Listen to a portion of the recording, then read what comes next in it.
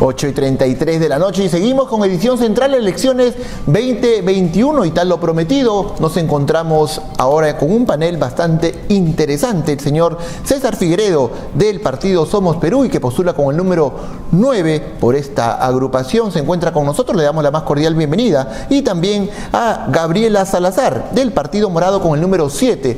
El problema con Gabriela ha sido un tema con la cámara, pero se le puede observar al menos en una fotografía donde aparece bastante sonriente y sí nos escucha, ¿verdad, Gabriela?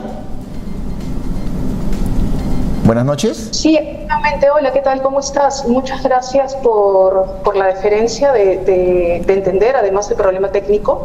Y sí, los escucho perfectamente. Muchas gracias y un saludo también al candidato de Somos Perú. Perfecto. Buenas noches, César. Bienvenido. ¿Qué tal? Muy buenas noches. Un gusto estar acá, un gusto también saludar a la candidata y nada, desearle lo mejor a todos y como siempre lo mejor para el Perú también. Yo creo que de esto se trata, ¿no? Tal vez el tema... hacer lo mejor para todos. Claro, tal vez el tema del día ha sido, y nos va a servir para conocer la posición de cada uno de ustedes respecto de la vacunación declarada por el señor Hernando de Soto. En lo personal, yo les digo que, bueno, hay un tema de fondo y un tema de forma. Para algunos ha mentido, para algunos simplemente debió decirlo antes. Bueno, hay varias opiniones al respecto. ¿Cuál es la suya? Gabriela, empezamos contigo. Muchas gracias. Efectivamente, esto se suma a la ola de indignación que vivimos los peruanos y peruanas frente a un proceso de vacunación que lamentablemente ha sido mal utilizado por diversas personalidades, entre las que se encuentra el candidato Hernando de Soto, que si bien no lo ha realizado en nuestro país, el hecho de vacunarte fuera del país por encima de tu propia población nos daría a entender qué clase de presidente va a ser el señor de Soto cuando asuma, en caso de que llegara a asumir la presidencia de este país, para con el derecho de todos los peruanos y peruanas. Definitivamente es lamentable el accionar de personas como él y que simplemente demuestran la poca empatía que tienen para con nuestra población, la cual hemos visto, además, vemos día a día cómo va muriendo. Muchas Gabriela, gracias. ¿esa misma opinión la tienes para el señor Sagasti? Efectivamente, lo que tiene que darse con el caso peruano, el caso de las vacunas en el proceso en nuestro país, es una investigación, es una comisión investigadora. Es distinto el proceso porque aquí estamos hablando de recursos públicos, estamos hablando de una intervención por parte de autoridades que habrían hecho mal uso de sus cargos para acceder a un proceso de vacunación. Y definitivamente, como estamos frente a un espacio en el cual hay un proceso también de un mal uso de la encargatura, tiene que darse como corresponde un proceso de investigación para determinar las responsabilidades debidas. Y si el señor Sagasti ha cometido algún hecho que vaya en contra de los derechos fundamentales, está en toda la capacidad de responder por ello y nosotros de pedir cuentas a su gestión para que así sea. No, pero Gabriela, discúlpame, la pregunta era puntual respecto al tema del presidente Sagasti, porque mencionas que el señor Hernando de Soto, aún habiéndose vacunado en el extranjero, ha demostrado falta de empatía. El señor Sagasti, el presidente de la República, se inoculó delante de todos, de la prensa nacional, y no se dijo nada en su momento. Por eso, la pregunta es si es que en el caso del señor Sagasti mantienes la misma opinión tú, como el caso del señor... Bien, el señor Sagasti se vacunó públicamente, para todo, a vista de todos los peruanos y peruanas, una persona que además entra justamente en una población de riesgo. Pero estamos hablando, yo lo que te estoy mencionando es que para el caso de las vacunas que fueron utilizadas de manera incorrecta, sí tiene que darse una comisión investigadora. Y en el caso del señor de Soto, el señor de Soto está postulando a un cargo de elección popular. Y vacunarse fuera del país, además, demuestra justamente lo que te he mencionado hace un momento, la falta de empatía. ¿Y qué es lo que va a hacer ante la primera crisis? ¿Va a salir también fuera del país y va a responder desde fuera del país, desde el exterior? Ok, bueno, entiendo tu posición, o al menos ha quedado clara. Estimado César, cuéntanos cuál es la tuya respecto del mismo tema. Mira, yo estoy de acuerdo con Gabriela en cuanto a que esto tiene que ser una investigación en general. Ciertamente, quizás, yo estoy seguro que el señor de Soto no es el único que se ha vacunado en el extranjero, ¿no? Hay gente que salió a Brasil, hay otros que se fueron a Chile y así. Lo que pasa es que los que tienen plata piensan que pueden estar por encima del resto y solucionar todos los problemas, simplemente consiguiendo de una u otra manera un bien escaso, que realmente ahora todo el mundo quisiera vacunarse. El asunto es la empatía, ¿no? Es ese verte en la otra persona. Y simplemente agarró, dijo, yo puedo, y como yo puedo hacerlo, agarró y se vacunó. Bueno, ese es lo bueno, digamos, la parte menos mala de todo el asunto es que pues no, esa vacuna no le costó absolutamente a nadie, ¿no? Mientras que otras vacunas sí nos costaron a nosotros. Yo creo que no debió haberlo hecho. Yo creo que hay circunstancias en la vida en las que uno tiene que tomar determinadas decisiones y no creo que fuera la más feliz la que él tomó. Pero yo sí creo que no es el único que se ha vacunado. Y en este caso, yo creo que hay otras personas que también han salido a otros países, se fueron a Brasil, nunca explicaron a qué, vinieron acá en plena campaña electoral y terminaron en cuarentena. ¿Quién? Yo creo que el tiempo nos va a poder explicar después cuántas otras personas terminaron vacunadas. Bueno, te traslado la misma pregunta que le hice a Gabriela. En este caso, ¿mantienes la misma opinión que acabas de expresar respecto al señor Hernando de Soto con el señor Martín Vizcarra? Claro, lo que pasa es que Martín Vizcarra no se vacunó, él se inoculó una sustancia experimental. Vacuna es a partir del 30 de diciembre. No, el día 30 de diciembre, en el que esa sustancia recibe una autorización de la DIGEMIT y tiene un registro sanitario, es vacuna. Todo lo que ocurre antes de eso no se llama vacuna, se llama una sustancia experimental. Segundo, esa sustancia experimental fue administrada por el médico, ¿no? Por el médico que estuvo a cargo de la investigación, porque era una investigación, no era un médico clínico, no era un médico tratante, era un médico investigador, que todos sus actos médicos son actos de investigación médica. Entonces hay una diferencia bastante grande entre lo que pasó antes del 30 de diciembre del año pasado y lo que pasa después. Bueno, César, en este caso tengo que decirte lamentablemente que la Universidad Cayetano Heredia desmintió esa versión diciendo que el señor Martín Vizcarra no participó de los ensayos clínicos, por cierto, enviando en un comunicado oficial, pero entendemos perfectamente cuál es tu posición. Entiendo que le crees al señor Martín Vizcarra. La pregunta... Le creo a los documentos, porque todas las sustancias experimentales que trajeron al Perú, todas, y eso está en el comunicado de la Embajada China, eran experimentales, ninguna era una vacuna. Ahora, si regularmente el médico inocula a personas sustancias experimentales, el acto médico es, ¿cómo se llamaría? No es una vacunación, porque no es una vacuna. Y es como que si yo le digo a mi médico, doctor, quiero que me inocule, porque a mí se me ha ocurrido, nitrato de plata a la vena. El médico no lo debe hacer. No porque yo le pida algo a un médico, el médico necesariamente lo tiene que hacer. Pero, César, esa explicación, y bueno, repito, el tema no iba por ese lado, pero me obligas tu respuesta a aclarar el asunto. Esa explicación tiene muchos puntos flojos, por decirlo de algún modo. Muchísimos. Muchos puntos flojos, porque las instituciones involucradas han desmentido por completo al señor Martín Vizcarra, y muchos incluso testimonios de las personas que han participado en este proceso, entre ellos el señor Málaga, también ha desmentido por completo esas versiones.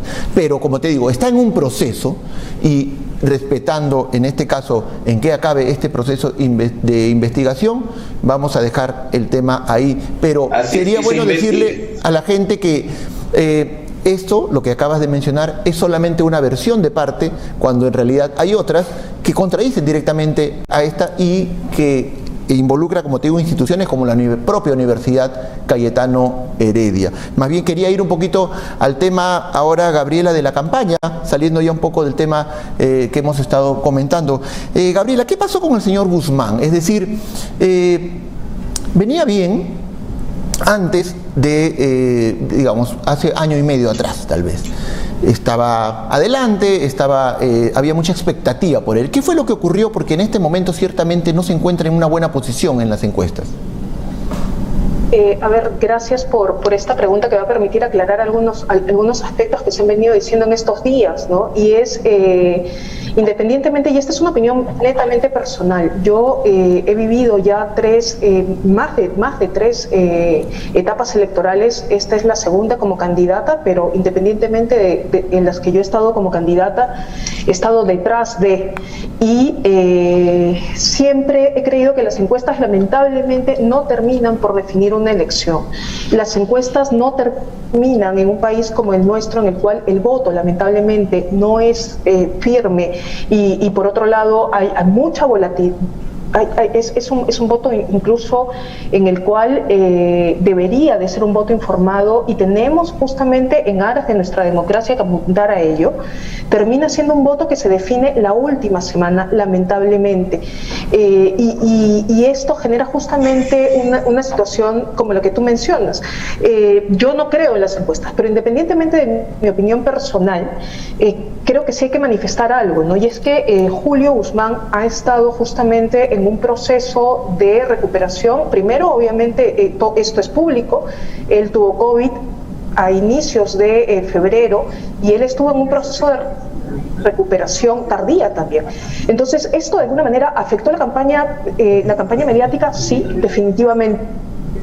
Y por otro lado, el hecho de la vinculación del Partido Morado y que no mediáticamente no se termina no se ayuda mucho desde algunos sectores para poder entender que este no es un gobierno del Partido Morado, y probablemente la siguiente pregunta sea si es que este es o no un gobierno del Partido Morado. Pero antes de que me hagas esa pregunta, lo que te diría es que justamente esa vinculación o ese imaginario de que este es un gobierno del Partido Morado también definitivamente afecta, y ya lo ha mencionado incluso el mismo Julio Guzmán, al proceso de candidatura, ¿no? Claro, tal vez lo difícil de entender o de creer era que, siendo el señor Sagasti parte incluso de la plancha del señor Guzmán al momento de gobernar, es muy probable que el gobierno del señor Guzmán sea mínimo muy parecido al del señor Sagasti. Entonces, deslindar tan radicalmente con este gobierno por parte del señor Guzmán, de pronto es algo que la gente no lo ha creído mucho por obvias razones.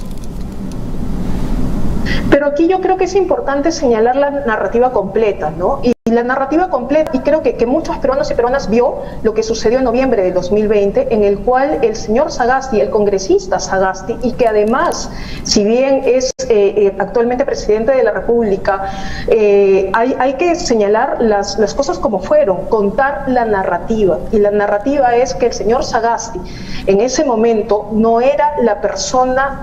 Primero, este no es un gobierno en el cual el señor Sagasti haya participado de un proceso electoral. Segundo, el señor Sagasti, y todos lo vimos el día domingo, en el cual la plancha la mesa directiva estaba encabezada por otra persona, que era Rocío Silva Santiesteban.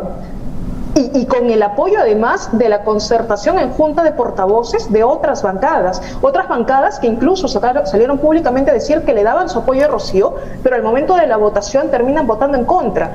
Y esa narrativa sí hay que contarla, y cuando se hable de que este es un gobierno del Partido Morado, no nos olvidemos de la narrativa completa. Bueno, yo creo que no podemos ser, y quienes además han intentado... Bueno, esa narrativa completa tal vez ha sido lo que a ustedes, y en ese sentido podría haber una autocrítica de parte suya, no han sabido transmitir de pronto a la población, y por eso es que ha quedado en el imaginario. Yo ahí sí discrepo totalmente contigo, porque no es que no la hayamos sabido transmitir, la hemos dicho más de una oportunidad, pero si tenemos a otras personas que salen todos los días a señalar que este es un gobierno del Partido Morado, y tú lo sabes bien porque manejas temas comunicacionales, es muy difícil sacar del imaginario de las personas que este es un gobierno del Partido Morado. Todas las personas que hemos tenido vinculación con campañas sabemos lo importante que es el tema mediático.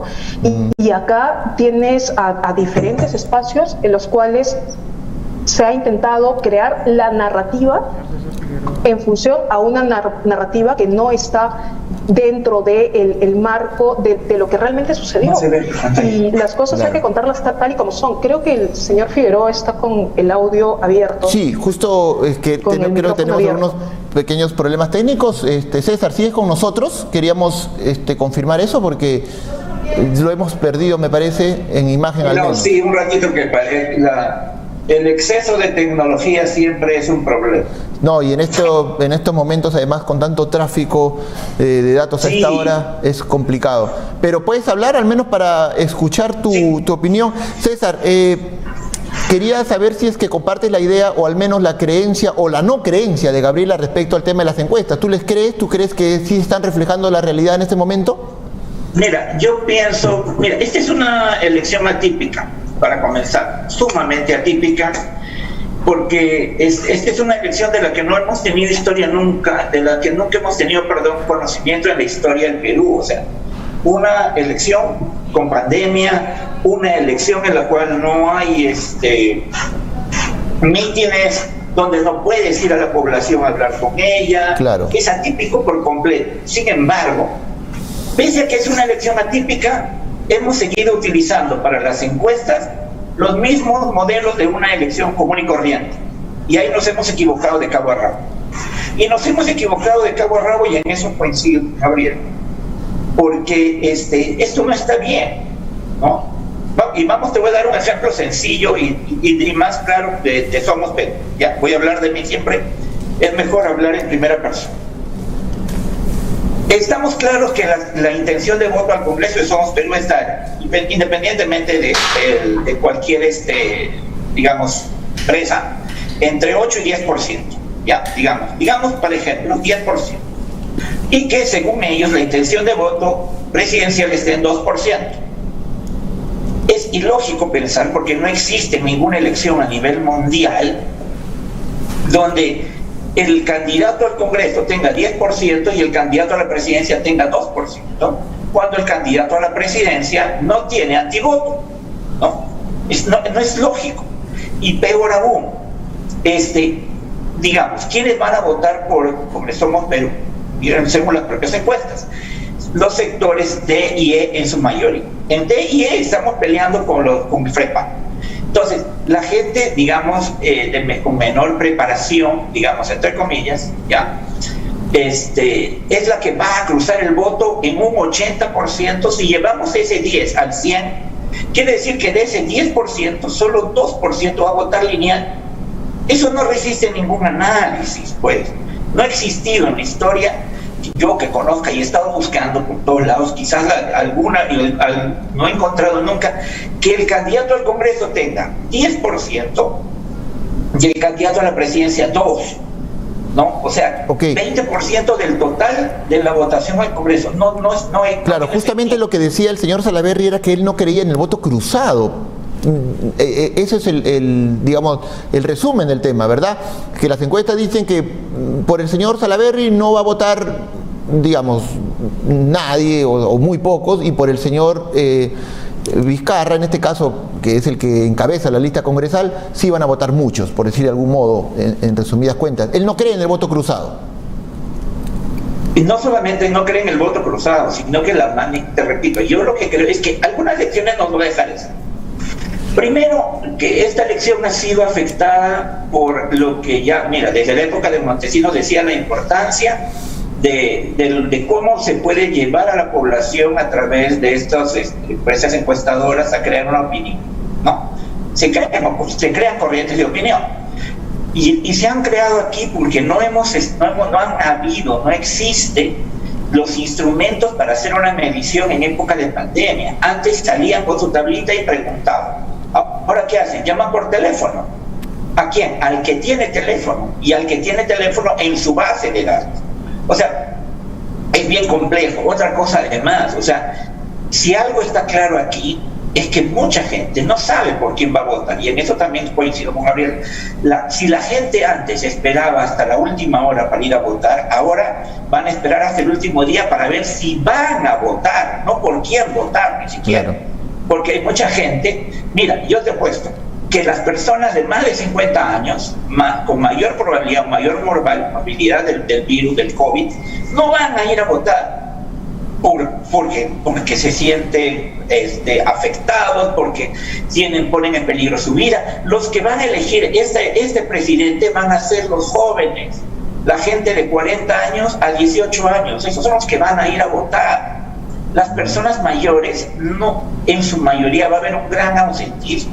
Claro. Nos va a pasar lo mismo que le pasó a Portugal. Recordemos, en Portugal el índice de personas que fueron a votar fue tan baja que es preocupante, y en un país como el nuestro, donde la representatividad siempre es puesta en tela de dudas, una elección como esta, con todos estos problemas, esperemos en Dios de que esto camine, pero hay muchas cosas que están haciendo de estas elecciones una cosa muy sui generis, y después vas a ver, vamos a tener que analizarlo durante muchos años para ver si se hizo bien esto, cómo hacer. No sabíamos cómo hacer campaña. Yo estoy seguro que tanto Gabriela como yo hemos llegado a un punto en que ya no sabes cómo hacer campaña, porque habían épocas en las que ni siquiera podías salir ni a hablar con tu vecino, porque estabas...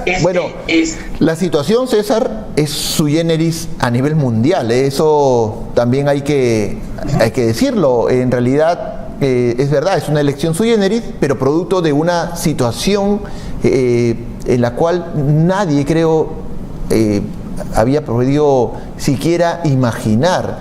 Gabriela, el candidato Guzmán en este momento se encuentra prácticamente en un, ¿cómo decirlo?, enfrentamiento que podría llegar al ámbito legal con el señor Rafael López Aliaga. ¿Que es parte de la estrategia? ¿Es real digamos, el encono que se tiene? ¿Cuál es tu percepción al respecto? Y cuéntanos un poco también cuál es el sentir del candidato Guzmán, si es que has tenido oportunidad de hablar con él, respecto de la persona del señor López Aliaga. No he tenido oportunidad de hablar con Julio sobre Rafael López Aliaga, pero creo que los que estamos inmersos en una campaña en la que recibimos día a día ataques de seguidores de López Aliaga, como la mayoría de candidatos del Partido Morado y candidatas del Partido Morado, desde comentarios misóginos, desde comentarios homófobos, desde comentarios en los cuales se nos tilda poco más para que aquellos que son creyentes terminan también chocando con sus propias creencias religiosas y afectando de alguna u otra manera. La verdad es que habría que preguntarle al señor López Aliaga y a sus seguidores, más bien, la pregunta que tú me estás haciendo sobre Julio Guzmán, yo creo que debería empezársela al señor López Aliaga y a ver si tiene la posibilidad de dar respuesta a todo esto, porque últimamente no se ha presentado, y yo aquí no veo ningún encono, disculpa, no le pongamos adjetivos a lo que no es. No hay ningún encono por parte del señor Guzmán hacia el señor López Aliaga. El señor López Aliaga está tomando actitudes bastante prepotentes desde su propia candidatura, pero también sus candidatos al Congreso y dentro de tal vez con un exceso de agresividad, ¿no? ¿Por parte de quiénes? Perdón, no te escuché bien, disculpa. Tal vez en un exceso de agresividad, digo, por parte del señor Rafael López Aliaga, incluso con la propia prensa, llama a una entrevista difícil, la llama emboscada, digamos que no está teniendo tino en expresarse, por decirlo de algún modo al menos. Entonces, tú mismo lo estás señalando, ¿no? Acá no hay un tema de encono, acá hay un tema de el señor López Aliaga tendría que dar respuesta a la población de cada una de sus acciones. Nosotros no vamos a dar respuesta de las acciones de López Aliaga. Okay. Esto le corresponde a él, a sus correligionarios y a sus asesores o a quienes están siguiéndolo, pero lo que nosotros venimos sosteniendo es que una persona que intenta llegar a la presidencia del país no puede ser ajeno a la problemática que vive el país, y además no puede ser ajeno al diálogo, que es lo que vamos a tener en una presidencia. Además, me da la impresión que el mundo va por otros rumbos realmente, pero bueno, eso lo decidirá en todo caso la población el 11 de abril. Más bien a ustedes agradecerles la presencia en este programa. Nos ha quedado muy corto el tiempo y me hubiera encantado seguir conversando con otros temas que también se nos han quedado en el tapete, pero espero volverlos a tener por acá porque aportan mucho con sus opiniones. César, te doy un minuto para que nos digas por qué debemos marcar el corazón del partido Somos Perú y el número 9 de César Figueredo este 11 de abril. Adelante. Gracias. Mi nombre es César Figueredo, soy abogado de profesión, tengo casi 35 años en la administración pública, soy un funcionario de carrera, jamás postulé a nada Y durante estos 35 años he trabajado hace poco en COFOPRI, donde tuve el honor de entregar miles de títulos de propiedad, y quizás eso marcó mi vida.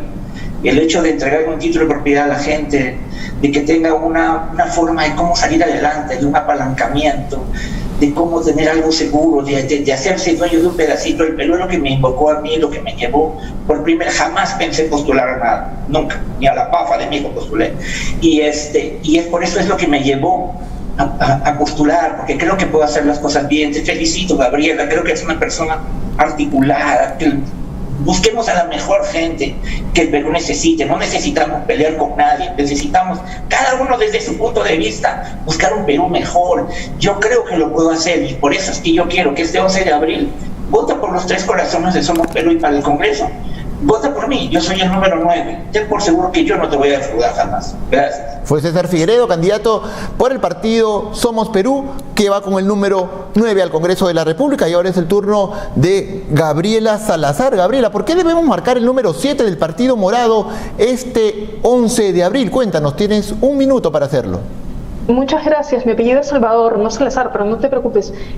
Más que pedir un voto para mi candidatura, yo lo que quiero aprovechar es este espacio para dirigirme a todas las personas que nos están escuchando, que nos están viendo, para decirles que este 11 de abril tienen la oportunidad de cambiar la historia del país. Ustedes deciden por quién van a ejercer un voto, a quién le van a dar ese voto de representación.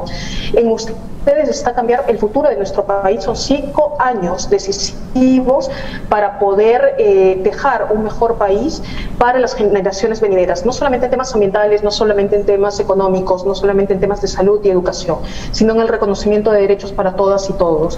Y finalmente agradecer el espacio porque permite un voto informado, pero nuevamente este 11 de abril, cuando estemos frente a la urna de votación, votemos con memoria, no votemos por partidos que nos han llevado a crisis políticas o que han recibido loncheras y mochilas.